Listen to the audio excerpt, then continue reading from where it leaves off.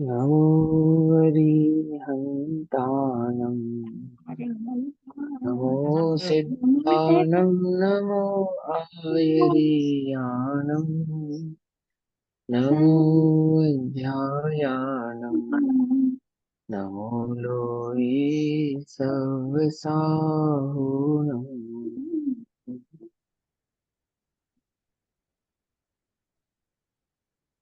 ओंकारं बिन्दुसंयुक्तं नित्यं ध्यायन्ति योगिनः कामदं मोक्षदं चैव ओंकाराय नमो नमः। मङ्गलं भगवान् वीरो मङ्गलं गौतमोऽहणि मङ्गलं कुन्दकुन्दार्द्यो जैनधर्मोऽस्तु मङ्गलम् सर्वमङ्गलमाङ्गल्यं सर्वकल्याणकारकं प्रधानां सर्वधर्माणां जैनं जयतु शासनम्।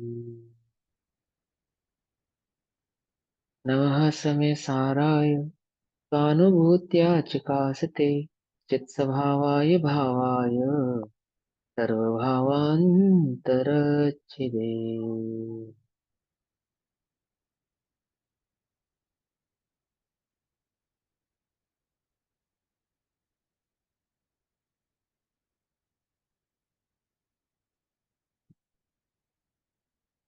हमारी दोपहर कालीन कक्षा का विषय चल रहा है श्री समय सारजी ग्रंथ और श्री समय सारजी का स्वाध्याय हम सभी आचार्य अमरचंद्र देव द्वारा रचित आत्मख्याति टीका के माध्यम से कर रहे हैं।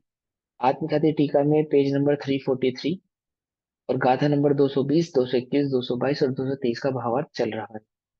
गाथार्थ क्या है कि जैसे शंख किसी भी प्रकार के वस्तु का सेवन करता हुआ अपने रंग को नहीं त्यागता, परंतु जब वह अपने रंग को त्यागता है तो स्वयं ही श्वेत भाव को छोड़कर कृष्ण भाव को प्राप्त होता है। इसी प्रकार ज्ञानी किसी कर्मोदय जनित कर्म को भोगते हुए अज्ञान को प्राप्त नहीं होता, परंतु स्वयं ही अपने ज्ञान भाव को त्याग कर अज्ञान भाव को प्राप्त होता है। ठीक, ज्ञानी कहने के दो तात्पर्य। यदि सम्यक दृष्टि से मिथ्या दृष्टि हो गए सो किसी कर्म के कारण हो गया, ऐसा नहीं, एक बात। और ज्ञान स्वभावी चैतन्य तत्व जो आत्मा है, स्वभाव से ही जो ज्ञान स्वभावी होने से ज्ञानी है, ऐसा वह आत्मा अपने ज्ञान स्वभाव को स्वयं से ही प्राप्त होता है, और ज्ञान स्वभाव को नहीं प्राप्त हो रहा है तो स्वयं से ही प्राप्त नहीं हो रहा है। अनुभव को प्राप्त होना दैट मीन्स अपने ज्ञान भाव का पहचानना, सम्यक दर्शन आदि को प्रकट करना। गाथा पाठ पढ़ेंगे। जो शंख विविध सचेत मिश्र अचेत वस्तु भोगते, पर शंख के शुक्लत को नहीं कृष्ण कोई कर सके। त्यों ज्ञानी भी मिश्रित सचेत अचेत वस्तु भोगते, पर ज्ञान ज्ञानी का नहीं अज्ञान कोई कर सके। जब ही स्वयं वह शंख तज कर गई श्वेत स्वभाव को, आवे स्वयं कृष्णत्व तब ही छोड़ता शुक्लत्व को। त्यों ज्ञानी भी जब ही स्वयं निज छोड़ ज्ञान स्वभाव को,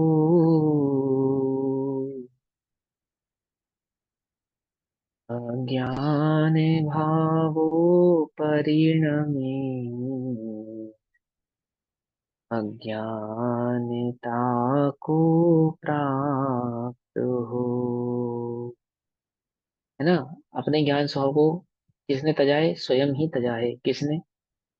इस चैतन्य आत्मा ने अपने ज्ञान स्वभाव की रुचि स्वयं ही नहीं की, अपने ज्ञान स्वभाव को स्वयं ही नहीं जाना, स्वयं ही इसका अनुभव नहीं किया, स्वयं ही इसको प्राप्त नहीं हुआ है। किसी ने आके इसे ज्ञान स्वभाव से छुड़ा दिया है, ऐसा नहीं। ठीक है ना। यह स्वतंत्रता, दो द्रव्यों के बीच की स्वतंत्रता, कर्मों ने जीव को बांधा नहीं, ऐसे समझो। ठीक है ना। जीव कर्म का भला बुरा नहीं करते। संसार में परिभ्रमण का कारण कौन है? कर्म। जीव स्वयं। कर्म कहना तो क्या है? आपेक्षित कथन है। अपेक्षित कथन है मतलब मलेच्छ भाषा है, आर्य भाषा नहीं है। आर्य भाषा क्या है? संसार में परिभ्रमण का कारण जीव स्वयं है। संसार से छूटने का कारण जीव स्वयं है। कर्ता कर्म अधिकरण आदि जीव के षटकारक किसमें है? कि जीव के षटकारक जीव में स्वयं में ही है, किसी अन्य में नहीं है। समझ बात। ऐसा ये परम ज्ञान। टीका पढ़ते हैं। जैसे यदि शंख पर द्रव्य को भोगे खाए तथापि, नहीं शंख होते ना, कई सारे शंख होते हैं, शंखों का कई समूह होता है। और शंख क्या होता है कि कोई शंख स्वभाव से ही काला हो जाता है। काला होने के पीछे कोई कारण नहीं है, अमुक पदार्थ का संयोग होने के कारण में काला हो गया, ऐसा नहीं। ठीक है ना। वही भोजन जो अन्य शंख कर रहे हैं, वही एटमॉस्फेयर जो अन्य शंखों को मिला है, वही संगति जो अन्य शंखों की है, वही संगति उस शंख की भी है जिसको कृष्ण प्रभाव प्राप्त हो गया। क्यों हो गया? क्यों हो गया? किसी ने कर दिया? नहीं। हम दुखी हो गए, किसने कर दिया? हमें कषाय हो गई, किसने कर दिया? कषाय। कषाय माने कालापन, कृष्णत्व भाव। दुखी यानी कृष्णत्व भाव। प्रसन्न सुखी शांत यानी क्षण श्वेत भाव। हमें कषाय हो गई, अथवा हम दुखी हो गए, अथवा हम बंधु को प्राप्त हो गए, किसने कर दिया? संसार में परिभ्रमण कर रहे हैं हम, क्यों? आठों कर्मों के बीच ये अकेली आत्मा है, बेचारी आत्मा, है ना। आठ कर्म पकड़ पकड़ के चार गति 84 लाख योनियों में इसे घूम घुमा रहे हैं। ज्ञानावरणी ज्ञान न देवे, दर्शनावरणी दर्शन, है ना। तो ये जो मोहिनी करम, ये वही है। संसार में रुलावे आत्मा, भटकावे आत्मा, ऐसा ही है ना। ये ऐसा नहीं है। ऐसा नहीं है। आठ कर्म जगत में जीव को बांधते नहीं। आठ कर्म जगत में जीव को रुलाते नहीं। कि क्या पढ़ा रहे हो भैया? हमने तो यही पढ़ा है, जैन दर्शन में ही पढ़ा है, जैन आगम में ही पढ़ा है। जिनेन्द्र देव की वाणी है, आठ कर्म जीव को बांधता है, दुखी करता है, संसार में रुलाता है, भटकाता है। यहाँ लिखा है, बिल्कुल सही है। सही पढ़ा है, गलत नहीं पढ़ा है। परंतु क्या है, वह मलिच्छ भाषा। समझे ना, निमित्त दृष्टि की अपेक्षा से बतलाया गया है। यहाँ क्या कहते हैं? स्वतंत्रता की बात। जैसे यदि शंख पर द्रव्य को भोगे खाए तथापि उसका श्वेतपना पर के द्वारा काला नहीं किया जा सकता। पर के द्वारा काला नहीं किया जा सकता, क्योंकि पर पदार्थ पर द्रव्य किसी द्रव्य को परभाव रूप कराने का निमित्त अर्थात कारण नहीं है। है ना। किसी पर द्रव्य को पर रूप परिणमावे, ऐसा क्या नहीं है? कारण नहीं। देखो, निमित्त कहना एक अलग बात है। ये ना, निमित्त कहना और कर्ता कर्म अपेक्षा से कारण कहना। तो जगत निमित्त को क्या मानता है? कारण मानता है। अज्ञानी निमित्त को क्या मानता है? कारण मानता है। निमित्त कारण नहीं है। अंतर समझ में आ रहा है? कारण किसको कहना और निमित्त किसको कहना? उपादान को कारण कहते हैं, उपादान को, है ना। निमित्त को भी कारण कहते हैं, लेकिन लौकिक भाषा में कहते हैं। निमित्त वास्तव में क्या है? कर्ता नहीं है। वास्तव में निमित्त क्या है? कर्ता नहीं। अज्ञानी निमित्त को क्या मानता है? कर्ता मानता है। भगवान मुझे ज्ञान देंगे, शास्त्र मुझे ज्ञान देगा। अभी सर्वश्रुत ज्ञान अधिकार में आएगी था, है शास्त्र ज्ञान ज्ञान नहीं, क्योंकि शास्त्र न देवे ज्ञान को। ये गाथा है ये। हमें ज्ञान किससे मिला? गुरु से मिला, शास्त्र से मिला। ऐसा नहीं, उल्टा नहीं पकड़ना। ज्ञान ही को पर्यायों का विवेक भी है, निमित्तों का विवेक भी है, परंतु निमित्ताधीन दृष्टि नहीं है। क्या कहा? निमित्त का विवेक होना और निमित्त की दृष्टि होना, दोनों में अंतर है। निमित्त की दृष्टि तो अविवेक है। अविवेक है। निमित्त को कर्ता मानना तो अविवेक है। अविवेक। पकड़ में ही बात, या नहीं पकड़ में ही? और निमित्त को निमित्त जानना ये विवेक है। स्वभाव को जानना ये विवेक है। जैसे यदिशंक परद्रव्य को भोगे खाए, तथापि उसका श्वेतपन पर के द्वारा काला नहीं किया जा सकता, क्योंकि पर अर्थात पर द्रव्य किसी भी द्रव्य को परभाव रूप कराने का कारण नहीं हो सकता, निमित्त अर्थात कारण नहीं हो सकता। इसी प्रकार यदि ज्ञानी, ज्ञानी यानी कि आत्मा, ज्ञान स्वभावी आत्मा पर द्रव्य को भोगे भोगे तो भी उसका ज्ञान पर के द्वारा अज्ञान नहीं किया जा सकता। ध्यान से समझना, ध्यान से समझना। देखो, पर द्रव्य को भोगे, भोग सकता है क्या? भोग सकता है क्या? बोलो। एक द्रव्य दूसरे द्रव्य का करता नहीं, एक द्रव्य दूसरे द्रव्य का भोगता हो सकता है क्या? नहीं, भोगता नहीं है। देखो, भोगता हुआ दिखाई देने पर उसे भोगता कहा जाता है। पकड़ में ही बात। ये उस रूप परिणमित होने के कारण, कर्म के उदय अनुसार परिणमन होता हुआ होने के कारण उसे भोगता कहते हैं। पकड़ में ही? वास्तव में भोगता नहीं है। अज्ञानी का अज्ञान ही, अज्ञानी अपने अज्ञान को भोगता है और ज्ञानी अपने ज्ञान को भोगता है। क्या? रस्सी को सांप समझा और दुखी हो गए, तो दुख का कारण अज्ञान है, रस्सी नहीं है। क्या कहा? दुख का कारण दृष्टि दोष है, रस्सी नहीं है। अज्ञानी किसको भोगता है? अपने अज्ञान को भोगता है, मिथ्यात्व को भोगता है। अज्ञान सुख रूप है या दुख रूप है? दुख रूप है। दुख रूप होने से अज्ञानी अज्ञान को भोगता हुआ दुखी रहता है। ज्ञान सुख रूप है। ज्ञानी ज्ञान स्वभाव को भोगता हुआ निरंतर सदैव सुखी रहता है। दुखी दिखाई देने पर भी सुखी रहता है ज्ञानी, और सुखी दिखाई देने पर भी दुखी रहता है अज्ञानी। क्यों? अज्ञान का सेवन करने के कारण, भोगने के कारण। तो परद्रव्य को भोगे तो भी अर्थात परद्रव्य अनुसार परिणमित होता हुआ दिखाई देने पर भी उसका ज्ञान पर के द्वारा अज्ञान नहीं किया जा सकता। नहीं किया जा सकता। ठीक है ना?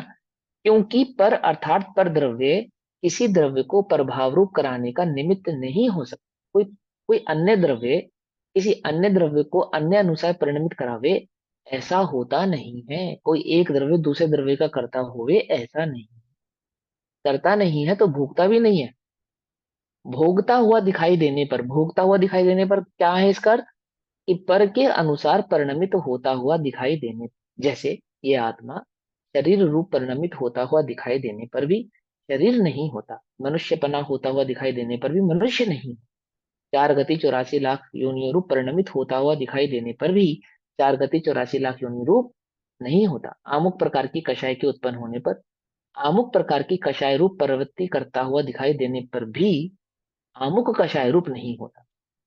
है ना? याद है वो उदाहरण? गुरुजी उदाहरण देते, स्टेज पर एक सफेद आदमी आया और लाल रंग की लाइट जलाई, और कैसा दिखने लगा? लाल दिखने लगा। लाल दिखाई देने पर भी लाल नहीं होता। पकड़ में ही बात। अब लाल लाइट को भोग रहा है या नहीं भोग रहा है? बोलो। कि भोगता हुआ लाल दिखाई देना, इसको कहना भोगता।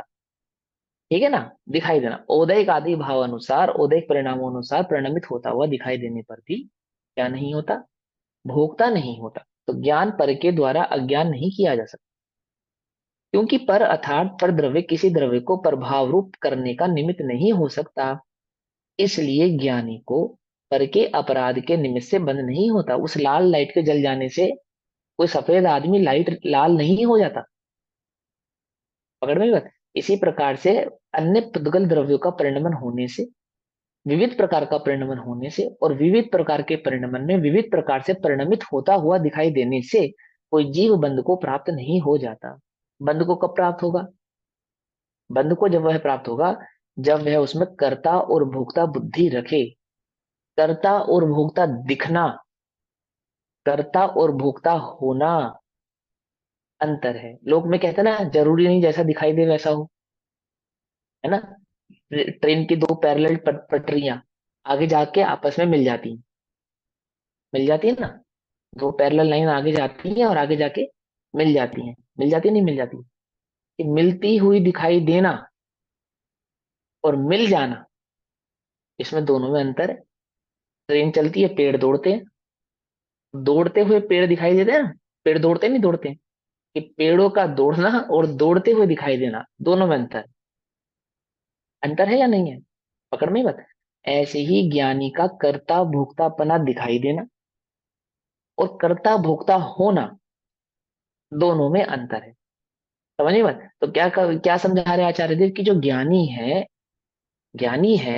ज्ञानी पर के अपराध से निमित्त अर्थात बंध को प्राप्त नहीं होता, अर्थात पर के परिणाम अनुसार परिणमित होता हुआ दिखाई देने पर भी वह ज्ञानी बंध को प्राप्त नहीं होता। क्यों? क्योंकि ज्ञानी कभी बंध को प्राप्त नहीं होते। ज्ञान का ही सेवन करने के कारण वे क्या कहलाते हैं? ज्ञानी कहलाते हैं। ज्ञान का सेवन करना यानी ज्ञान स्वभाव का सेवन करने के कारण। और जिन्होंने ज्ञान स्वभाव का सेवन नहीं किया है, वे कैसे हैं? वे अज्ञानी है। और जब वही शंख पर द्रव्य को भोगता हुआ अथवा नहीं भोगता हुआ, वही शंख पर द्रव्यों को भोगता हुआ अथवा नहीं भोगता हुआ श्वेत भाव को छोड़कर स्वयं कृष्ण रूप परिणमित होता है, तब उसका श्वेत भाव स्वयं कृत कृष्ण भाव होता है। स्वयं के द्वारा किया गया ही उसका कालापन है, किसी अन्य पदार्थ अन्य द्रव्य के कारण से किया गया हो ऐसा नहीं। क्योंकि अर्थात स्वयं किए गए कृष्णत्व भाव रूप होता है। इसी प्रकार जब वह ज्ञानी अर्थात जो ज्ञान स्वभाव को जानता है, एक बात। दूसरा, जो ज्ञान स्वभावी चैतन्य तत्व है वह ज्ञानी, जब यह ज्ञानी पर द्रव्य को भोगता हुआ अथवा नहीं भोगता हुआ ज्ञान को छोड़कर, ज्ञान स्वभाव की दृष्टि छोड़कर, ज्ञान स्वभाव की रुचि छोड़कर, ज्ञान स्वभाव का अनुभव छोड़, मैं एक ज्ञान स्वभाव चैतन्य तत्व हूं, इस भाव को छोड़कर स्वयमेव स्वयमेव अपनी मर्जी से, अपनी योग्यता से, समझ नहीं बात, अपनी योग्यता से, अपने ही आधार से स्वयमेव अज्ञान रूप परिणमित होता है, तब वह ज्ञान स्वयंकृत अज्ञान होता है। इसलिए ज्ञानी के यदि बंध हो तो वह अपने ही अपराध के निमित्त से अर्थात स्वयं ही अज्ञान रूप परिणमित हो, तब बंध होता है। इस ज्ञान स्वभावी आत्मा के बंध कब होता है? अपने ही अपराध के कारण होता है। कोई जीव ज्ञानी से अज्ञानी कब होता है? अपने ही अपराध के कारण होता है। ज्ञानी अज्ञानी से ज्ञानी कब होगा? अपने ही पुरुषार्थ से होगा, अपनी ही रुचि से होगा, अपने ही आधार से होगा। आई बात समझ में या नहीं समझ में आई? यहाँ ये नहीं लिखा कि जब होना होगा तब होगा, केवल के ज्ञान में झलका होगा तब होगा, ऐसा नहीं। कब होगा? अपने ही अपराध से अज्ञानी हुआ है, अपने ही अपराध के त्याग से ज्ञानी हुआ। जैसे भावार्थ, जैसे श्वेत शंख पर के भक्षण से काला नहीं होता, जैसे आपने किंतु ज्ञानी जब के वह दो प्रकार बताए थे ना, एक ज्ञान स्वभाव ज्ञानी की चैतन्य तत्व दृष्टि है। ज्ञानी हाँ, है, एक ज्ञान ज्ञान स्वभाव स्वभाव आप। सामान्य ज्ञान, और एक हाँ, जिसने ज्ञान स्वभाव का वेदन किया है वह ज्ञानी, ज्ञान, यानी हाँ। सम्यक दृष्टि। फिर आपने उसे सम्यक दृष्टि के बाद फिर मिथ्या दृष्टि क्यों बोला था? उसमें उस वाले स्टेटमेंट में आपने फिर मिथ्या दृष्टि ये बोला कह था। रहा हूँ कि वो जो सम्यक दृष्टि जीव है अपने सम्यक को छोड़कर वापस मिथ्यात्व को अच्छा, ग्रहण करता है, ठीक है। तो किसके कारण से करता है? किसी कर्म को दे के कारण करता है कि हाँ, नहीं? अपने ही अपने अपराध आधार। से करता है, अपने ही अपराध से स्वयं ही भी करता है, ये कहना चाहते हैं आप। समझे? जैसे श्वेत संख पर के भक्षण से काला नहीं होता, किंतु जब वह स्वयं ही कालिमा रूप परिणमित होता है तब काला हो जाता है। इसी प्रकार ज्ञानी पर के उपभोग से अज्ञानी नहीं होता, किंतु जब स्वयं ही अज्ञान रूप परिणमित होता है तब अज्ञानी होता है, और तब बंद करता है। बंद को प्राप्त होता है, संसार को प्राप्त होता है, दुख को प्राप्त होता है, तब स्वयं के अज्ञान से परिणमित होता है तब। पकड़े? अब इसका कलश रूप काव्य कहते हैं, 151 नंबर का कलश कहते हैं। अब देखो, कलश नंबर 150 में आचार्य देव ने हमें क्या कहा था? भोग, तू कर्मोदय जनित उपभोग को भोग, कहा था। याद है? कलश नंबर 150 में कल क्या कहा था? वे ज्ञानी, तो कर्मोदय जनित उपभोग को भोग, भोगने से बंधु को प्राप्त नहीं होगा। अब 151 नंबर के कलश में आचार्य देव क्या कहते हैं? कल ग्रहण नहीं करना। भैया भैया क्या नहीं ग्रहण जब करना? जहाँ हमने कल भी समझा था ना कि यदि वे भोगने के लिए कहते हैं आचार्य देव, तो क्या ग्रहण मत करना? छल ग्रहण मत करना। तो क्या छल ग्रहण नहीं करना? उस उस छल को तुम ग्रहण ना करो, उसकी पुष्टि करने के लिए आचार्य 151 नंबर का कलश कहेंगे, भैया समझाने के लिए। हाँ। आपने अभी ये बोला कि जब ज्ञानी का ज्ञान रूप परिणमन होता है तो वो भी उसके अज्ञान के कारण ही होता है, और ज्ञानी स्वयं का से होता ज्ञान है। रूप परिणमन उसके ज्ञान के कारण होता है। लेकिन हाँ। यहाँ पे जो सम्यक सम्मुख मिथ्या दृष्टि का वर्णन था मोक्ष मार्ग जी में, उसमें ये हम्म। लिखा हुआ था कि अनेक प्रकार, ये जैसे पहले उसको प्रतीति हुई, पश्चात ना तो कोई अन्यथा विचार किया ना बहुत काल हुआ, परंतु वैसे ही कर्मो उदय से होनहार के अनुसार स्वयं भी उस प्रतीति का अभाव होकर अन्यथापना हुआ। तो फिर इसमें हाँ कर्मों को ठीक है। क्यों नहीं दिया? तो ठीक है ना, कोई बात नहीं ना, वो कर्म की मुख्यता से कहा गया कथन है, उसमें क्या बात है। कर्ता जो कार्य होता है, कार्य होने के तीन तीन उपादान कारण होते हैं। उपादान कारक तीन प्रकार के होते हैं। क्या कहा? उपादान कारण तीन प्रकार के होते हैं। कार्य होगा तो उपादान कारण से होगा ना, निमित्त से होगा या उपादान कारण से होगा, बोलो। उपादान से। उपादान उपादान से। कारण से होगा। तो उपादान कारण तीन प्रकार के होते हैं। पहला उपादान कारण होता है तत्समय की योग्यता। हम्म। ठीक है, तत्समय की योग्यता, उस समय की ऐसी ही योग्यता थी। ऐसा तो है। उस समय ऐसी योग्यता क्यों थी? क्या कारण था? क्या हुआ ऐसा? क्या बना ऐसा कारण? तो उसने लिखा स्वयमेव ही। ये लिखा है ना, हम्म। स्वयमेव ही। हाँ जी। स्वयमेव ही है ना, हाँ। लिखा ना। तो हाँ उसी जी। प्रकार कर्म आदि में स्वयमेव ही इस प्रकार का निमित्त बनता है। और इधर जीव का स्वयमेव ही इसी प्रकार की योग्यता होती है। स्वयमेव होती है ना, दोनों में स्वयमेव होती है। कर्मों का जीव के प्रति कर्ता कर्मपना नहीं है, निमित्त नैमित्तिक संबंध है। हम्म। कर्ता कर्म संबंध नहीं है। और निमित्त नैमित्तिक संबंध की अपेक्षा से वहां पे वो बात लिखी है, सम्यक सम्मुख मिथ्या दृष्टि को समझाने के लिए। कि कोई ये कहे कि पुरुषार्थ तो सभी करते हैं, सम्यक दर्शन क्यों नहीं प्रकट कर लेते? सच्ची बात तो हम्म। ये है कि तुमने वास्तविक पुरुषार्थ किया है या नहीं किया, कैसे पता चलेगा? तो क्या कहेंगे कि कर्म का उदय ऐसा ही था, तत्समय की योग्यता। एक अनंतर पूर्व क्षणवर्ती पर्याय, कि तुमने जैसा पूर्व में पुरुषार्थ किया था, उस पुरुषार्थ हम्म। के अनुसार ही तुम्हें भविष्य में फल प्राप्त होगा। फल ये प्राप्त दूसरा होगा। निमित्त कारण है। हाँ जी। पकड़ में आई बात या नहीं पकड़ में आई? समझे? तो इस प्रकार से कथन किए जाते हैं। दूसरे वाला फिर से कथन समझाना। जैसा अनंतर पूर्व क्षणवर्ती पर्याय, मतलब तुमने जैसा पुरुषार्थ किया पूर्व में, पहले तुमने जैसा पुरुषार्थ किया, आज अभी तुमने जैसा पुरुषार्थ किया, भविष्य में तुम्हें वैसा ही फल प्राप्त होगा। ऐसा भी एक कथन है। और एक कथन कैसा है कि जरूरी नहीं जैसा पुरुषार्थ किया हो वैसा फल प्राप्त हो जाएगा, तत्समय की योग्यता के अनुसार फल प्राप्त होगा। चार लब्धियां हो, पांचवी लब्धि हो या ना हो, आपो आप होती है, स्वयं होती है। करण लब्धि की क्या लिखा? करण लब्धि के लिए स्वयं हम्म। होती है, आपो आप होती है। तो वो चार कैसे होती हैं? पुरुषार्थ से होती हैं। साथ से, वो भी चारों भी स्वयं आपो आप भी ही होती होती हैं। है। हाँ, वास्तव में तो अपने आप होती हैं, तत्समय की योग्यता से होती हैं। लेकिन कथन शैली है ना, वो कथन करने की अपेक्षा से ये बात कह रहे हैं। क्यों कह मतलब रहे हैं जब इसका हमें कारण मैं कौन सा समझाता हूँ। अनुयोग लगाना होगा, जहां पुरुषार्थ हम्म, दिखाना होगा वहां हम ये हम्म, कहेंगे कि उसको अपने पुरुषार्थ से होगी, और जहां पे हमें कर्मों हम्म। को बढ़ा के दिखाना होगा तो हम कर्मों को आगे कर देंगे। क्योंकि उसी समय कर्मों में इस प्रकार की स्थिति परिस्थिति बनी, तो जब हम कथन करेंगे कर्णन की शैली में, तो यही करेंगे। लब्धि जो स्वरूप है, जो लब्धियां हैं, पांच लब्धियां, ये कर्णन का विषय है। हम्म। क्योंकि ये कर्णन का विषय है तो यहाँ कथन कर्णन की अपेक्षा से किया जाएगा। यहाँ सम्यक सन्मुख मिथ्या दृष्टि की अपेक्षा जो कही जा रही है, वो कर्णन की अपेक्षा से कही जा रही है। समझे? और यहाँ स्वभाव की चर्चा चल रही है, स्वभाव की अपेक्षा चल रही है। स्वभाव की अपेक्षा स्वभाव की चर्चा में क्या कह रहे हैं? वास्तव में क्या अज्ञानी है का कार्य। कि जीव का स्वयं की अपनी योग्यता ही उसके अज्ञान रूप परिणमित होने का कारण है, कोई अन्य द्रव्य कारण नहीं है। किसी अन्य द्रव्य के कारण वह अज्ञानी है, ऐसा नहीं है। कौन रोक रहा है तुम्हें ज्ञान स्वभाव की ओर दृष्टि करने से? तुम्हारी रुचि पर में है, तुम्हें पर में सुख बुद्धि है। किसने तुमको पर में सुख बुद्धि कराई है, बोलो? यदि कोई कर्म को दे तुम्हें पर में सुख बुद्धि कराता, तो जैसी सुख बुद्धि मनुष्य को है ऐसी ही सुख बुद्धि त्रिजंचों को भी होती। सोना चांदी आदि में वहां तो नहीं होती, वहां तो उन्हें घास फूस में होती है। क्या कहा? कर्म के उदय होता ना, जब कर्म के उदय नहीं करानी है, तो बैल गाय हाथी घोड़ा को भी सोना चांदी में सुख बुद्धि होनी चाहिए थी, घास फूस में नहीं होनी चाहिए थी। पर आदमी को घास फूस में हो जानी चाहिए थी, सोना चांदी में नहीं होनी चाहिए थी। हर प्रकार के आदमी मिलने चाहिए थे, पर ऐसा नहीं है। समझे ना? तूने ही अपनी बुद्धि से आमुक वस्तु में ये कल्पना की कि यह सुख का कारण है, और ऐसी कल्पना करके तुझे उसमें क्या हो गई? सुख बुद्धि होती है। कौन है इसका कारण? तेरी स्वयं की अपनी निजी योग्यता है।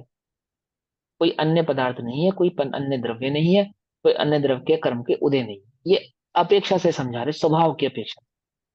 कर्ता कर्म संबंधी निमित्त नैमित्तिक संबंध है कि जिस समय जीव जैसा परिणाम करेगा उसी समय कर्मों में उस प्रकार की अवस्था होगी। देखो ध्यान से समझना, पहले भी समझाया। कर्म जीव को परिणमित नहीं कराते, कर्म जीव की योग्यता को बतलाते। थर्मामीटर किसी को बुखार नहीं करता, थर्मामीटर जीव के बुखार को बतलाता है। एक ही थर्मामीटर मेरा अलग बुखार बताएगा, आपका अलग बुखार बताएगा, अन्य का अलग बताएगा। बताएगा नहीं बताएगा? क्यों? ऐसे कर्म तो वही है, वे तो अलग अलग जीव की अलग अलग योग्यता बताते हैं। इस जीव की यह योग्यता, इस जीव की यह योग्यता, इस जीव की यह योग्यता, इस जीव की यह योग्यता। योग्यता समझाने का मीडियम है, वो माध्यम है। कोई परिणमाने का माध्यम नहीं है, मीडियम नहीं है वो। बुखार कोई थर्मामीटर लगाने से बुखार नहीं होगा। बुखार है तो थर्मामीटर बतलाएगा। ऐसे ही कर्म के कारण जीव का परिणमन नहीं होता। जीव की योग्यता के अनुसार जो जीव का परिणमन होता है उसे कर्म के अनुसार बतलाया जाता है, कर्मों के माध्यम से बतलाया जाता है। ये जीव एक इंद्रिय है, कैसे पता चलेगा? कर्णानुयोग बताएगा। जीव तो जीव है, जीव तो जीव है ना। ये सिद्ध है, ये निगोदियां है, कैसे पता चलेगा? कौन बतलाएगा? स्वभाव से देखने पर तो कोई भेद नहीं है। स्वभाव से देखने पर तो निगोदिया में और सिद्धों में कोई भेद नहीं है। फिर भी भेद कौन खड़ा करेगा? योग्यता को बतलाने वाला पैमाना। ये बच्चा होशियार है, ये बच्चा नालायक है, कौन बतलाएगा? Tie belt dress up getup, nails कटे हैं, बाल बढ़िया टिंचक, कौन बतलाएगा? ये बच्चा होशियार है, ये बच्चा नालायक है, कौन बतलाएगा? Report card. रिपोर्ट कार्ड बतलाएगा ये बच्चा होशियार है, ये बच्चा नालायक है। बच्चे को देखो, दो बच्चों को खड़ा कर दो, बताओ कौन सा होशियार है, कौन सा नालायक है? बताओ कैसे बताओगे? दो जीव को खड़ा कर दो, बताओ दो जीवों की क्या योग्यता है? क्या योग्यता है? कैसे बताएंगे? स्वभाव से तो दोनों समान है। रिपोर्ट कार्ड बतलाएगा। ऐसे ही करना नियोग जीव की योग्यता को दर्शाते हैं। कोई रिपोर्ट कार्ड की वजह से बच्चा नालायक है, या बच्चा नालायक है इसलिए रिपोर्ट कार्ड ऐसा है? बोलो भैया, बोलो। रिपोर्ट कार्ड ने बच्चे को नालायक बनाया है, ये बच्चे बच्चा की नालायक नालायकी है उस रिपोर्ट, इसलिए रिपोर्ट हाँ कार्ड वो ऐसा है। रिपोर्ट कार्ड में दर्शाता है। आई बस समझ में, किसी रिपोर्ट कार्ड ने बच्चे को खराब नहीं किया है। ऐसे ही किसी कर्म के उदय ने, कर्म के मीडियम ने, कर्म के माध्यम ने जीव की ऐसी योग्यता नहीं बनाई है। जीव की योग्यता को वो कर्म समझाते हैं।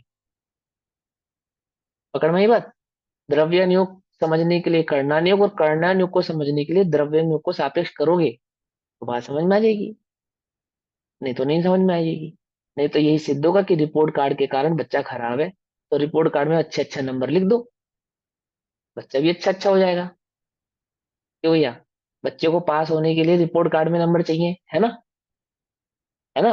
बच्चे को थोड़ी नंबर चाहिए, रिपोर्ट कार्ड में नंबर डाल दो बच्चा पास। योग्यता को दर्शाता है वो। करना नियोग जीव की योग्यता को दर्शाता है।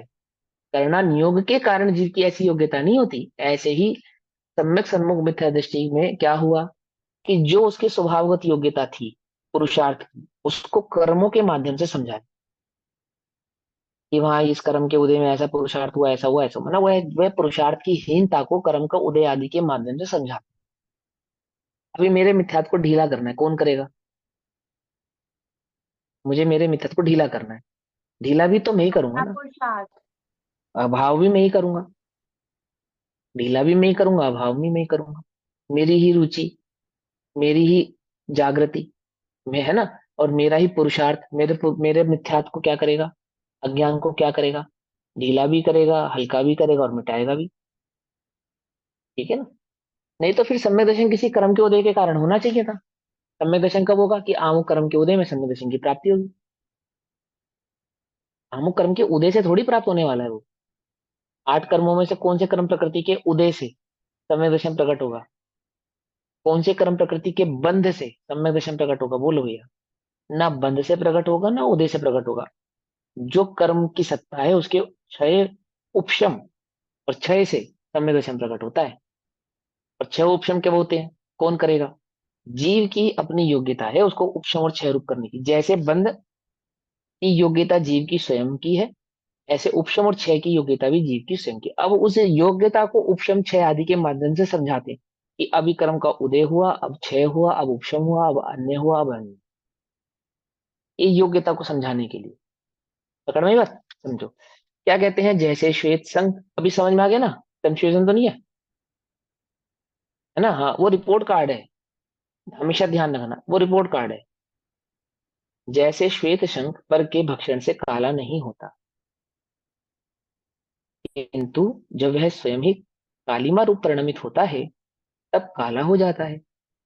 इसी प्रकार ज्ञानी पर के उपभोग से अज्ञानी नहीं होता। पर के उपभोग से अज्ञानी नहीं होता था, पर पदार्थों के परिणमन से आठ कर्म आदि के उदय आदि से अज्ञानी नहीं होता। किंतु जब स्वयं ही अज्ञान रूप परिणमित होता है तब अज्ञानी होता है और तब बंध करता है। ठीक, अब इसी का कलशरूप काव्य कहते हैं। क्या काव्य कहते हैं? कि वहां कहते थे भोग, हे ज्ञानी तू भोग। अब क्या कहते हैं आचार्य देव, ध्यान से समझना। ज्ञानीन कर्म न जातु कर्तुमुचितम् किंचित् तथाप्युच्यते भुंशे हन्त न जातु मे यदि परन् दुर्भुक्त एवासि भो बन्धस्यादुपभोगतो यदि न तत् किं कामचारोऽस्ति ते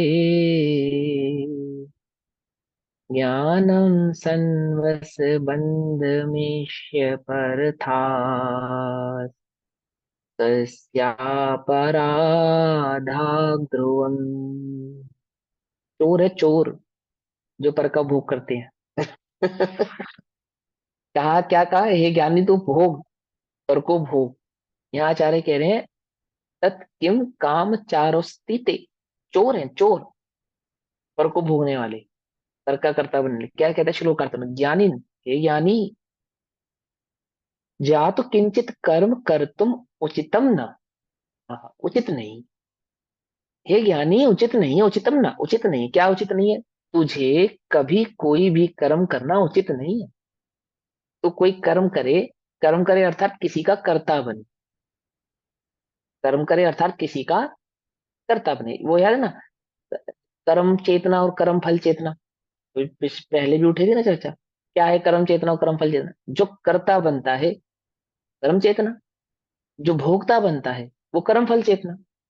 जिसको कर्तृत्व का वो जोर है, मैं करता हूं, मैं पर का करता हूं, मैं पर का करता हूं, वो कर्म चेतना है। और जिसको पर के भोगने का जोर है वो कर्म फल चेतना है। कर्म का फल है उपभोग, कर्म का फल है। पकड़ में? तो क्या कहते हैं, हे ज्ञानी, तुझे कभी कोई भी कर्म करना उचित नहीं है। कोई कर्म करना उचित नहीं है अर्थात जो तू पर का कर्ता बनता है ये तेरे लिए उचित कार्य नहीं है।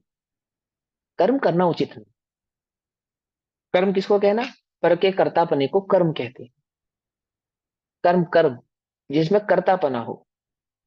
तथापि, फिर भी, यदि उच्यते, यदि तू कहे कि, यदि तू ऐसा कहे, हे आत्मन, हे ज्ञानी, तुझे उचित नहीं है कि तू पर का कर्ता बने, और तू ऐसा यदि हमसे कहता है, ऐसा तर्क देता है, होशियारी की बातें बनाता है, कैसे पंडित डोडोमल जी ने कहा, चतुराई की बातें बनाता है। तो यदि तू हमसे कहता है, ये चतुराई कर रहा है आचार्य देव से, यदि तू कहता है कि परम में जा तू न भुंसे, पर द्रव्य मेरा कभी भी नहीं है और मैं उसे भोगता हूं। यदि तू ऐसा कहता है कि नहीं नहीं, मैं, मेरा परद्रव्य नहीं है, मेरा परद्रव्य नहीं है, फिर वो तो कर्म का उदय है जिसे मैं भोगता हूं, ऐसा तो कहता है, ऐसा यदि तू कहता है तो सुन, भो दुर्भुक्त एवसी, तो तुझसे कहा जाता है कि हे भाई, तू खराब प्रकार से भोगने वाला है। खराब प्रकार से भोगने वाला है यानी कि मिथ्या प्रकार से भोक्तत्व बुद्धि को प्राप्त हुआ है। मिथ्या बुद्धि से, खराब प्रकार से नहीं, मिथ्या बुद्धि से। तूने अभी सही स्वरूप नहीं समझा। तूने ये तो समझ ले कि परद्रव्य मेरा नहीं है। अरे जो परद्रव्य तेरा नहीं है, जिसका तू करता नहीं है, उसका तू भोक्ता भी कैसे हो सकता है? और तू कह रहा है कि मैं करता तो नहीं हूं, परद्रव्य मेरा तो नहीं है, परंतु मैं उसे भोगता हूं। तो आचार्य कहते हैं भो हे दुर्भुक्त एवसी, तो तुझसे कहा जाता है कि हे भाई, तू खराब प्रकार से भोगने वाला है ना। अंतः जो तेरा नहीं है उसे तू भोगता है, यह महाखेद की बात है। क्या कह रहे थे 150 नंबर के कलश में? ये ज्ञानी भोग। अब क्या कह रहे हैं? यदि तू उसे भोगता है तो महाखेद की बात है। समझे ना, तुमने छल ग्रहण किया, तुम भाव भाव नहीं समझे वहां पे। यदि तुम ऐसा दोनों का मानते हो मतलब तो अलग अलग है ना, वहाँ का मतलब हाँ, अलग है और यहाँ का अर्थ पे भाव अलग है। अलग समझा रहे हैं, वहां पे तो ये समझा रहे हैं कि वो पर के अनुसार तेरी परिणति यदि होती है तो होने दे, घबरा मत। अब तू तो निजी चैतन्य भाव का अनुभव कर। और यहाँ तू कहता है कि हाँ मैं पर का करता नहीं हूँ, अकर्ता भाव से भोगता हूँ। अकर्ता भाव से भोगता हूँ, है ना, ऐसा जगत में मत है। ऐसा जगत में मत है ना। किसका मत है? ओशो का यही मत है। ओशो का जैन मत से जो डिफरेंस है ना, वो इतना यही मत है। वो क्या कहता है कि अकर्ता रह के भोगो। भोगो, पर कर्ता मत बनो। आचार्य देव क्या कहते हैं कि हे भाई, जो तेरा नहीं है उसे तू भोगता है, ये महाखेद की बात। समझे, भोगना और भोगते हुए दिखाई देना, क्या कहा? अंतर है। आकाश में खरगोश का होना और आकाश में खरगोश दिखाई देना, अंतर है। अंतर है ना। तो उसे भोगता है, ये तो महाखेद की बात है। यदि उपभोगतः बंधन स्यात्, यदि तू कहे कि सिद्धांत में तो ऐसा ही कहा है, अभी तो आप ही ने कहा था कलश नंबर 150 में, और सिद्धांत में भी कहा है कि पर द्रव्य के उपभोग से बंधन नहीं होता, इसलिए भोगता हूं। है, तत् किम ते कामचार अस्ति। तो क्या तुझे भोगने की इच्छा है? तुझे भोगने की इच्छा है, बोल, बता, क्या है तेरी इच्छा? इच्छा समझे ना, पिछले पिछले गाथाओं में समझाता ना इच्छा किसे कहते हैं। मिथ्यात्व ही इच्छा, पर का कर्ता बनना, पर का भोक्ता बनना। और ज्ञानी को क्या नहीं है? इच्छा नहीं है। समझे, ज्ञानी को क्या नहीं है? इच्छा नहीं है, कांक्षा नहीं है। तुझे भोगने की इच्छा है, ज्ञानम सन्वस, तो ज्ञान रूप होकर निवास कर। तो एक ज्ञान चैतन्य ज्ञान में ही निवास कर। एक शुद्ध ज्ञान चैतन्य भाव का ही अनुभव कर। एक ज्ञान चैतन्य भाव को ही ऊर्ध्व रख। ज्ञान स्वभाव की ही दृष्टि कर। ज्ञान स्वभाव की दृष्टि कर अर्थात पर का कर्ता भी नहीं, पर का भोक्ता भी नहीं। पर का कर्ता भी नहीं, पर का भोक्ता भी नहीं, एक ज्ञान स्वभाव की दृष्टि कर। क्या तुझे भोगने की इच्छा है? यदि नहीं है तो तू ज्ञान रूप होकर शुद्ध स्वरूप में निवास कर। अन्यथा, अन्यथा अर्थात यदि भोगने की इच्छा करेगा, अज्ञान रूप परिणमित होगा, तो ध्रुवम स्वयस्य अपराधात, अपराधात बंधम ऐशी, तो निश्चितः अपने अपराध से बंध को प्राप्त होगा। निश्चित ही अपने द्वारा किए गए इस अपराध से बंध को प्राप्त होगा, क्योंकि तुझे किसकी इच्छा है? इच्छा है अर्थात रुचि है, भोगने की रुचि है। भोगने की रुचि होने से तो क्या है? मिथ्या दृष्टि है, मिथ्यात्व। ज्ञान स्वभाव की तुझे रुचि नहीं है। कि आपने तो कहा था हे ज्ञानी तू भोग, हमने ऐसा कहा ही नहीं कि हे ज्ञानी तू भोग। जो हमने कहा उसका ये भाव ही नहीं है। और तूने छल ग्रहण किया कि सिद्धांत में ऐसा ही कहा है। अभी 150 नंबर के कलश में भी आप ऐसा ही कह रहे थे, मैं करता नहीं हूँ, करता हूँ कि भोगता हूँ। ओहो, जिन्हें जिन्हें करता, जो परद्रव्य को अपना नहीं मानते, उसे परद्रव्य के भोगने की भी इच्छा नहीं। परद्रव्य के भोगने की इच्छा नहीं अर्थात परद्रव्य अनुसार परिणमित होने की भी इच्छा नहीं है। एक चैतन्य ज्ञान स्वभाव में ही रहने की इच्छा है, अन्य कोई इच्छा नहीं है। एक ज्ञान चैतन्य स्वभाव की ही दृष्टि, एक उसकी ही रुचि, एक उसका ही अनुभव है कि मेरे तो कर्म को दे भैया। और तू संतुष्ट है ऐसा कहकर, संतुष्ट है ऐसा कहकर, बोलो अपनी कषायों को तुम क्या मान के संतुष्ट हो गए? अब हमारे तो कर्म को दे। ओहो, तू निश्चित ही अपने अपराध से बंध को प्राप्त होगा। तुझे लग रहा है कि मैं बंध को प्राप्त नहीं होगा, मेरे तो कर्म को देना। संतुष्ट हो गया तो किस में संतुष्ट हो गया? कर्म क्यों दे में। तो मेरे कर्म को दे, ऐसे ही कर्म को दे। उन्हें जिसके ज्ञान चैतन्य भाव की दृष्टि कहाँ गई? चैतन्य का अनुभव क्या कहाँ गया? चैतन्य की ऊर्ध्वता कहाँ गई? ज्ञायक स्वभाव का लक्ष्य कहाँ गया? कहाँ रह गया? कर्म को दे ऐसे ही था, सही हो गया, ऐसे ही हो गया। ऐसा कैसे हो गया? कमठ तो चाह रहा था कि भगवान ध्यान से बाहर आ जाए, वो भी कह देते अब ऐसे ही था, ऐसे ही हो गया, ऐसे ही हो गया। बोलो। चाल ने चाहती थी इसको मोक्ष ना हो, सीता चाहती थी रामचंद्र जी मोक्ष ना जाए। सीता का जी प्रत्येंद्र देव नाम का 16 स्वर्ग का क्या चाहता था? रामचंद्र जी मोक्ष ना जाए, चाहता था वो तो। और उसने खूब मशक्कत की, है ना, कोशिश की खूब। चले गए फिर रामचंद्र जी, मोक्ष गए नहीं गए?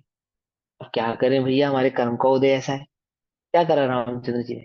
ऐसे ही कर्म का उदय है। अरे ऐसे नहीं भैया, ये क्या कर रहा है तू? ऐसे नहीं। क्या कहा?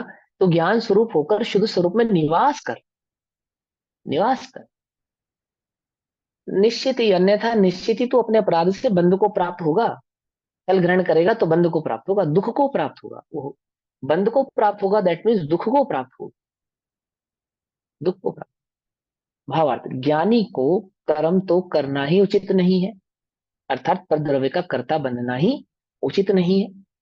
यदि परद्रव्य जानकर भी उसे भोगे तो ये योग्य नहीं है। जिसको पर जाना, पर को भोगे, ये योग्य नहीं है। किसका करते हैं ज्ञानी भोग? बोलो भैया। एक ज्ञान स्वभाव मात्र का ही भोग कर, परद्रव्य का नहीं करते। और अज्ञानी तो परद्रव्य का भोग करता है ना। कि अज्ञानी भी परद्रव्य का भोग नहीं करते, अपने अज्ञान का ही भोग करते। समझे? तो क्या कहते हैं, ज्ञानी को कर्म तो करना उचित ही नहीं है। यदि परद्रव्य जानकर भी उसे भोगे तो यह योग्य नहीं है। उसे भोगे अर्थात पर, इसको जिसको पर जाना, तो भी यदि उसकी रुचि करे। जिसको पर जाना, तो भी यदि उसकी दृष्टि करे। जिसको पर जाना, तो भी यदि उसका भोक्ता बने, उसमें एकत्व ममत भाव को धारण करे, उसमें सुख दुख बुद्धि रखे, तो यह उचित नहीं है। पर द्रव्य के भोक्ता को तो जगत में चोर कहा जाता है। पर द्रव्य के भोक्ता को क्या कहा जाता है? चोर कहा जाता है। समझे? है नहीं पर द्रव्य का भोक्ता, हो भी नहीं सकता। कितनी कोशिश कर ले, भोग नहीं सकता। किसका भोग है? अपने अज्ञान का। उस अज्ञान के कारण में क्या कहलाता है? चोर कहलाता है। ठीक। अन्यायी कहा जाता है। और जो उपभोग से बंध नहीं कहा, तो ज्ञानी इच्छा के बिना ही, इच्छा के बिना ही, इच्छा किसका अर्थात? पर में एकत्व ममत करतत और भुक्तत बुद्धि के बिना ही, पर में रुचि के बिना ही, पर में संतुष्टि के बिना ही। समझे? पकड़ में बात। तो जो उपभोग से बंध नहीं कहा, जिस ज्ञानी को कहा था कि तू भोग कर, उपभोग, तुझे बंध प्राप्त, तुझे बंध की प्राप्ति नहीं होगी, पर के परिणमन से तुझे बंध नहीं होगा। तो क्या कहा था, उसका मतलब क्या कहा था? और जो उपभोग से बंध नहीं कहा, तो ज्ञानी इच्छा के बिना ही और पर की जबरदस्ती से उदय में आए हुए को भोगता है। समझ रहे हो? पर की जबरदस्ती से, जबरदस्ती समझ रहे हो? इच्छा नहीं है। इसको कहते हैं खेद वर्तना। समझे? हमें अपनी कषायों का खेद है या नहीं? हमें अपने पर की रुचि का खेद है या नहीं? या हम संतुष्ट हैं ये मान करके हम तो ज्ञातव्यस्त है, बाकी कर्म का उदय है। बोलो भैया, लगता है ये जबरदस्ती हो रहा है हमारे साथ? मजा आता है, मजा। पुण्य के उदय में मजा आता है, पाप के उदय में दुख होता है। हाँ हाँ। इच्छा के बिना ही, पर की जबरदस्ती से उदय में आए हुए को भोगता है, भोगता है, भोगता हुआ दिखाई देता है। क्या कहा? भोगता हुआ दिखाई देता है। वहां उसे बंद नहीं कहा। यदि वह स्वयं इच्छा से भोगे तो तब तो स्वयं अपराधी हुआ, और तब उसे बंद क्यों ना हो, उसे अवश्य ही बंद होगा। अब आगे की कथा का सूचक काव्य कहते हैं। अब आगे जो गाथा आएगी, आगे की गाथा का सूचक काव्य कहेंगे। कलश नंबर 152। कर्तारन सफलेन यत् किल बलात् कर्मैव नो योजयेत् कुर्वाणः फललिप्सुरेव हि फलम् प्राप्नोति यत् कर्मणः ज्ञानं संस्तदपास्तरागरचनौ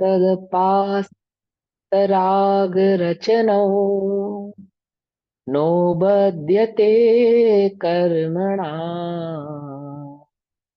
कुर्वाणोऽपि हि कर्म तत्फल परितया। गई कशिलो मुनि। यत् किल कर्म एव कर्तारम सफेल सफलेन बलात् नो योजयेत। कर्म ही उसके कर्ता को अपने फल के साथ बलात् नहीं जोड़ता। क्या कहा?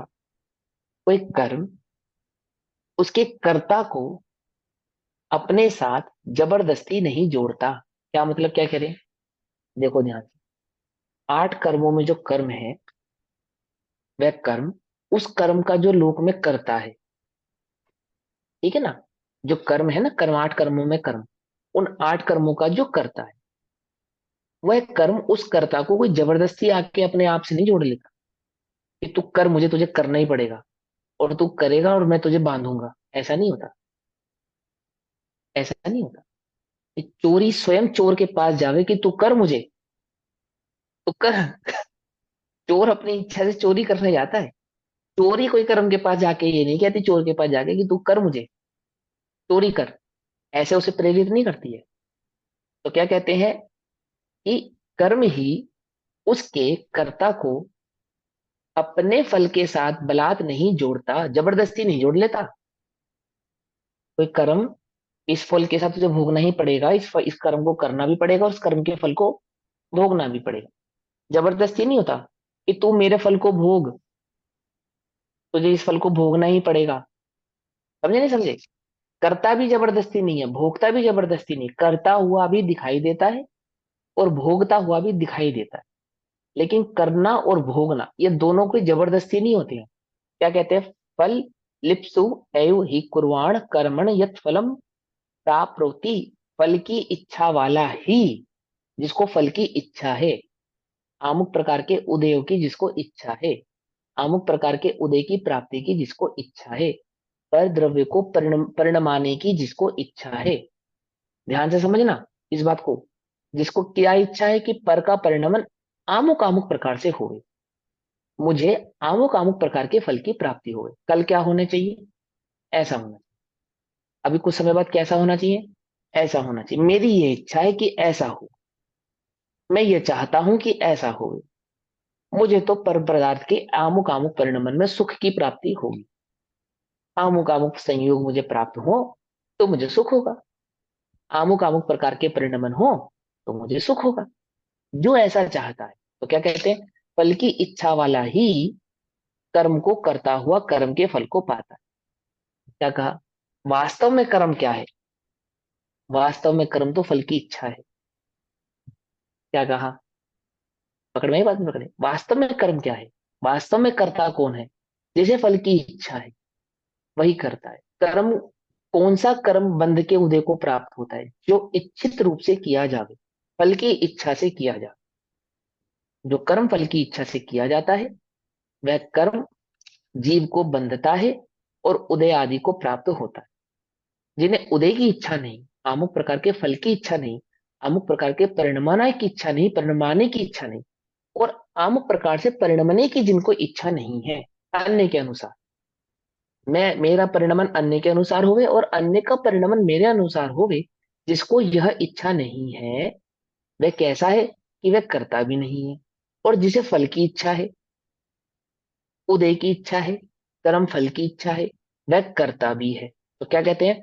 फल की इच्छा वाला ही कर्म को करता हुआ कर्म के फल को प्राप्त होता है, पाता है।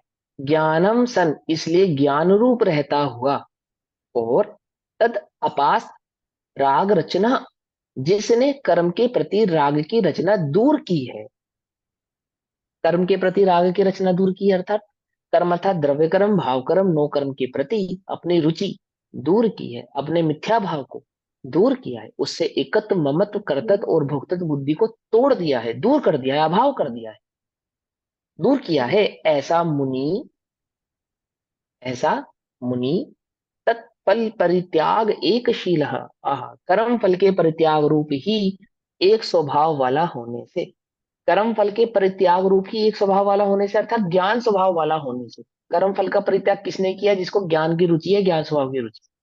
तो एक स्वभाव वाला होने से, यानी एक ज्ञायक स्वभाव वाला होने से, जिसे कर्म के फल की रुचि नहीं है,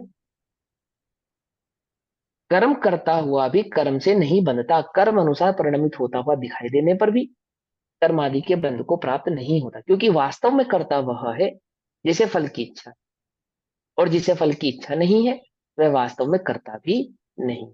फल की इच्छा नहीं अर्थात जिसको भोग की इच्छा है वही कर्म करेगा, जिसे भोगने की इच्छा नहीं है वह उसका कर्ता भी नहीं है।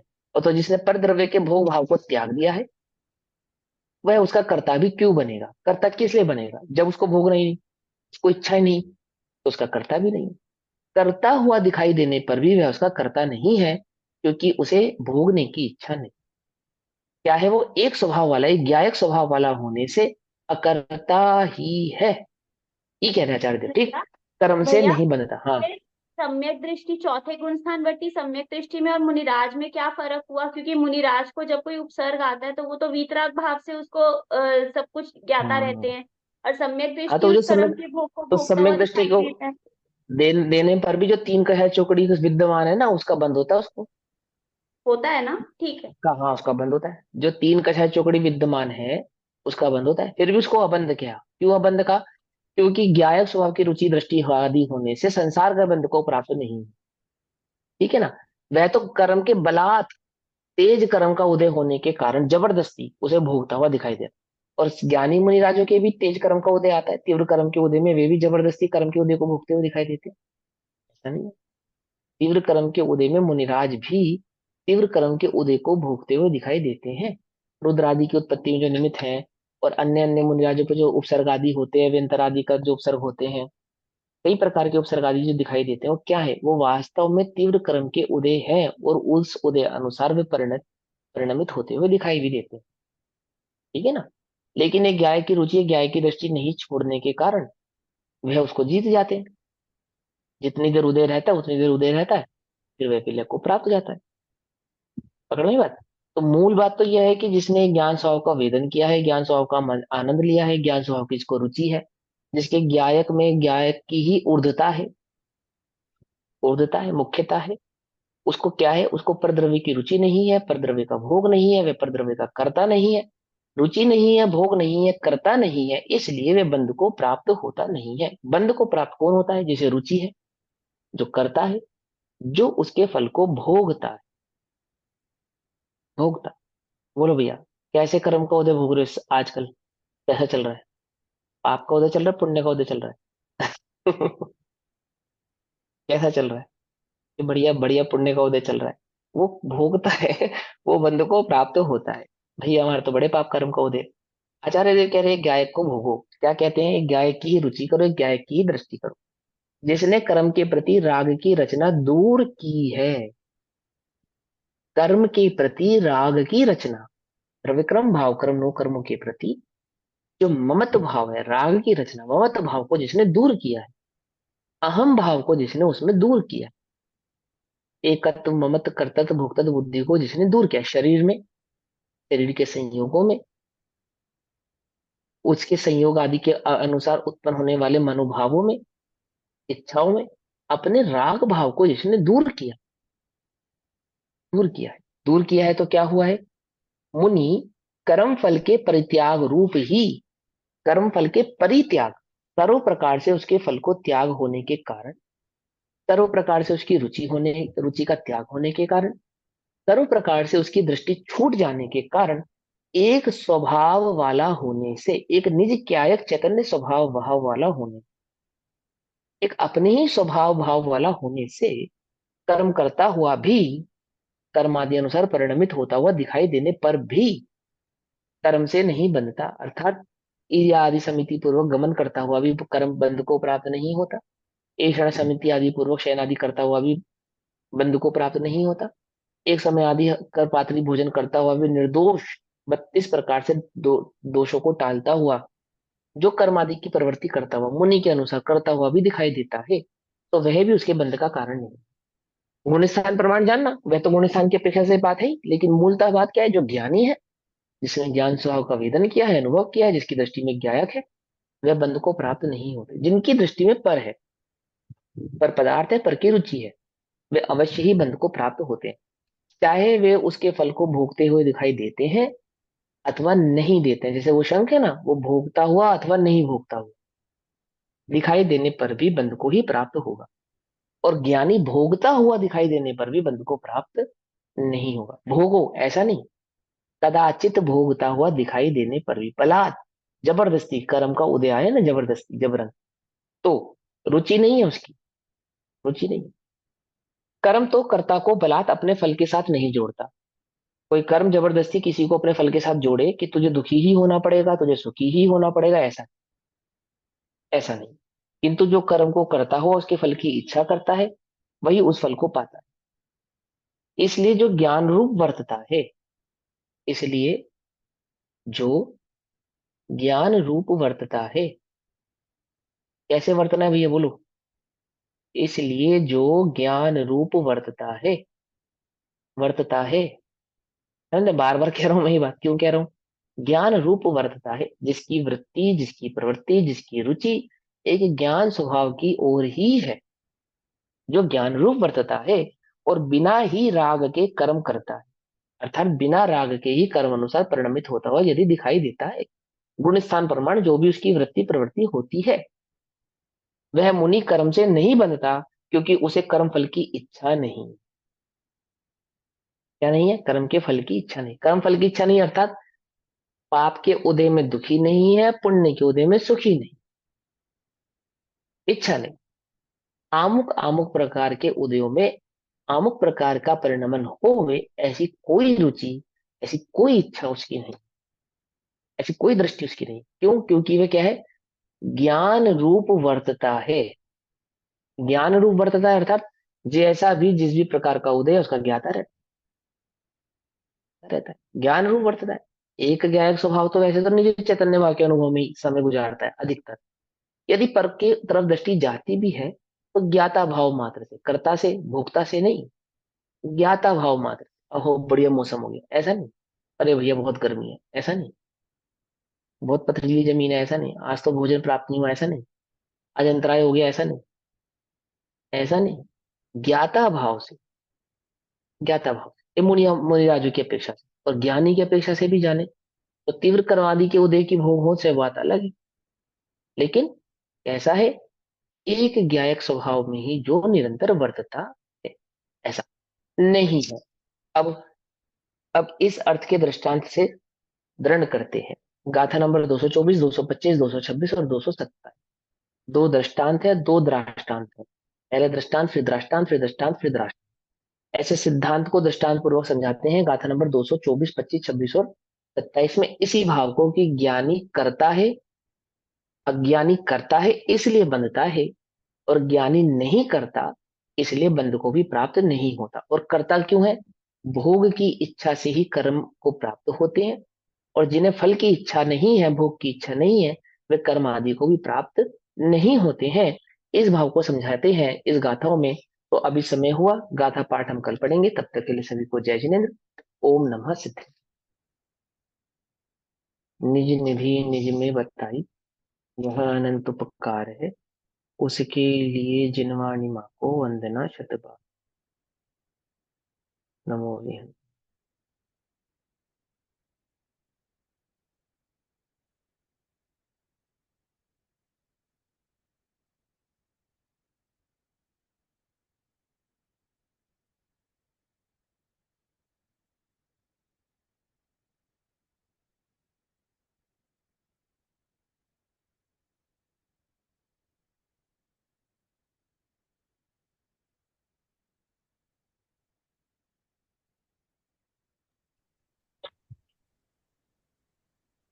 जय जिनेन्द्र जी। सभी को। भैया हाँ बोलो। भैया हमने पहले पढ़ा था ना कि ध्यान जो है वो चारित्र की पर्याय है। हाँ चारित्र की पर्याय है, बिल्कुल है। लेकिन आज मैंने पढ़ा कि ध्यान जो है वो ज्ञान की पर्याय है, कैसे बताओ, कहाँ पढ़ा? आदि पुराण में। हाँ वो आदि पुराण में ध्यान को ज्ञान की पर्याय कहना है, वो आदि पुराण में किस अपेक्षा से कहते हैं? अपेक्षा को पढ़ो आगे पीछे की सारी, उसमें ऐसा पुराणों में जो लिखा है ना, अपेक्षाएं होती है। हाँ हाँ। हाँ सिर बोलो रूप बोलो। होने के लिए जो पदार्थ को जानना हुआ ना, वो ध्यान कहलाता है। हाँ तो इस हिसाब से इसलिए कहलाते जानित हैं। होने के कारण नहीं वो ज्ञान की विशेष पर्याय नहीं होगी। नहीं, ध्यान की परिभाषा क्या है कि किसी भी एक पदार्थ को स्थिर होकर जानना, तो स्थिर जानना। होकर जानना, जानने में स्थिरता जो है, हाँ। स्थिर होकर जानना ध्यान नहीं है, स्थिर होकर जानना ध्यान है। तो जानने में जो जानते स्थिरता है, रहना, जानते हाँ, रहना। स्थिर रहना, तो जानने में जो स्थिरता है वो चारित्र गुण की पर्याय है। और स्थिरता जो हुई वो चारित्र हुआ, और जानना हाँ हुआ वो बस, ज्ञान पर्याय हुआ। ज्ञान उसमें जो हुआ जान, बस। हाँ देखो क्योंकि सुनो, जान भी तो रह ही रहा है ना। देखो सुनो, हम्म। आत्मा खंड है या अखंड है? अखंड। अखंड। अखंड पदार्थ का जो परिणमन होगा वो अखंडता से ही तो होगा। हम्म। वो तो खंड रूप से कहा जाता है, होता थोड़ी। ज्ञान और चारित्र का खंड नहीं है आत्मा में। ये भी ज्ञान एक्सप्लेन और है। चारित्र में भेद करके हम बतलाते हैं। हम्म। जब ज्ञान का परिणमन होता है उसी समय दर्शन चारित्र आदि सबके दर्शन परिणमन होते हैं। तो ज्ञान में जो स्थिरता है वो ज्ञान की नहीं है, वो चारित्र के गुण की है वास्तव में। ठीक क्योंकि है। स्थिर होना चारित्र गुण का ही काम है। हाँ। लेकिन अखंड रूप से होगा ना, ज्ञान में स्थिरता कहने में, ज्ञान की स्थिरता कहने में कोई दोष नहीं है, क्योंकि अखंड है। ठीक है। ज्ञान और चारित्र में कोई भेद थोड़ी है। लेकिन समझने की अपेक्षा से ज्ञान में जो जानने की स्थिरता है, समझे, वो किसकी ये है? वो अपेक्षा से चारित्र वो गुण की ज्ञान है। की पर्याय हो गया, जानने की हाँ अपेक्षा चारित्र वो गुण की है। ज्ञान के पर्याय हो गया। ठीक जानना है। वो ज्ञान है, लेकिन हम्म। ज्ञान में एक ही पदार्थ को निरंतर जानते रहना, जानते रहना, जानते रहना, ये जो जानने की स्थिरता है, ये चारित्र गुण की पर्याय है। ठीक है, क्लियर हो ठीक है गया। ना? इससे वो वाला क्वेश्चन अराइज हो जाता है ना वापस, समय दर्शन से कौन सा, इसलिए मुझे ये लगा कि मैंने कहा अगर वो वाला अगर हाँ अप्लाई है कोई बात तो नहीं, हाँ कैसे वो कैसे भी कंफ्यूजन अप्लाई है। करो। हाँ ठीक नहीं, है। कंफ्यूजन जैसा कुछ नहीं है, बस नहीं, अब सिद्धांत क्लियर हो क्लियर गया। होना चाहिए। हाँ, हाँ, क्लियर हो गया। खंड करके कथन करते तो खंड, पहले अखंड का विचार करो, फिर खंड को समझो। समझे? खंड करके तो हम यही सोचते हैं कि आत्मा में खंड है, ज्ञान अलग कार्य कर रहा है, चारित्र अलग कार्य कर रहा है। ज्ञान और चारित्र के कार्य अलग अलग हैं, ये बात तो पक्की है, परंतु अलग अलग कार्य होने पर भी वे अखंड है, ये बात भी पक्की तो इसमें एक्सप्लेन भी कर रहा है ना। है आगे, मैं बताती हूँ क्या कर रखा है। हम्म। विशेष पर्याय है, उसके बाद लिखा हुआ है, एक सेकेंड। आत्मा के जो प्रदेश ज्ञान रूप है, वे ही प्रदेश दर्शन सुख और वीर्य रूप भी है। हाँ हाँ, सही एक ही बात है। ध्यान में, एक ही जगह रहने के कारण ध्यान में दर्शन सुख आदि का भी हाँ। का भी व्यवहार किया जाता है। हाँ, तो इससे हम्म, क्लियर हो जाता है अखंड है वो, है जो ना। आप क्या बता रहे हो। पढ़ो, आदि पुराण पढ़ो, बहुत बढ़िया ग्रंथ है, बहुत अच्छा है। हाँ। सिद्धांत की बहुत सारी बातें आएंगी इसके अंदर। हाँ, ठीक है ना? आ रही। चलो। हाँ, जय जिनेन्द्र। जय जी।